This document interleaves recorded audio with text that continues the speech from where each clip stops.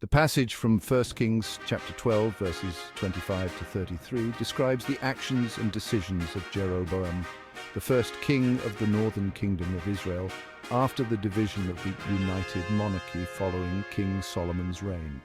After Solomon's death, his son Rehoboam became king. However, due to Rehoboam's harsh policies and refusal to lighten the heavy burdens imposed by Solomon, 10 of the 12 tribes of Israel rebelled against him. These tribes followed Jeroboam, a former official under Solomon, and made him king of Israel, resulting in the division of the kingdom into Israel in the north and Judah in the south.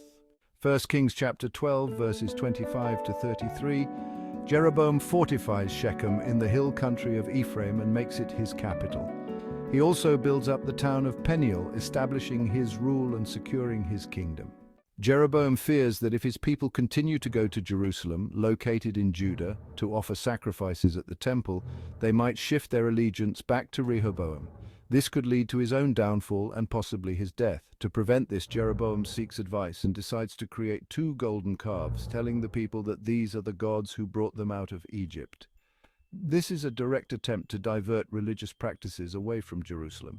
He places one calf idol in Bethel, in the southern part of his kingdom, and the other in Dan, in the far north, making it convenient for his people to worship without traveling to Jerusalem. This action leads to great sin as the people begin worshipping these idols, violating the commandments against idolatry.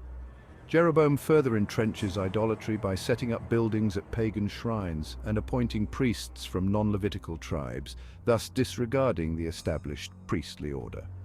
He also establishes a new religious festival in Bethel on the 15th day of the 8th month, imitating the Festival of Shelters, also known as the Feast of Tabernacles, celebrated in Judah.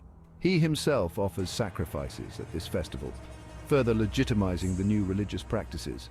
Jeroboam continues to offer sacrifices on the altar he set up in Bethel, solidifying this new, unauthorized form of worship and instituting a religious festival for his kingdom.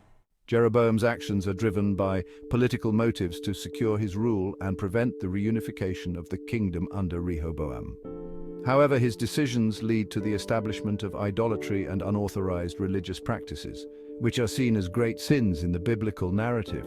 These actions have long-lasting consequences for the northern kingdom of Israel, contributing to its spiritual decline and eventual downfall. Our practical application: leadership and responsibility. Jeroboam's actions remind us that leaders carry a great responsibility. Whether in business, community, or family, our decisions impact others. We must strive to lead with integrity and consider the long-term consequences of our actions. Fear and decision-making. Jeroboam acted out of fear of losing power. This passage encourages us to avoid making decisions based on fear. Instead, we should seek wisdom, counsel, and trust in ethical principles, even when facing uncertainty. Integrity over convenience.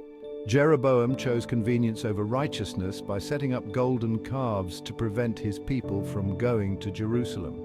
In our lives, we are often tempted to take shortcuts that compromise our values.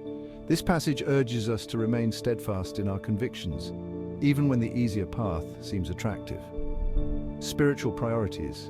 By diverting worship from Jerusalem to idols, Jeroboam led his people away from true worship.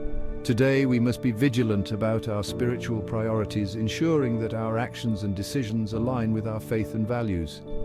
Jeroboam's story is a cautionary tale about the dangers of compromising integrity for short-term gains. It challenges us to lead responsibly, make decisions with courage and wisdom, and prioritize our spiritual and ethical principles in all aspects of life.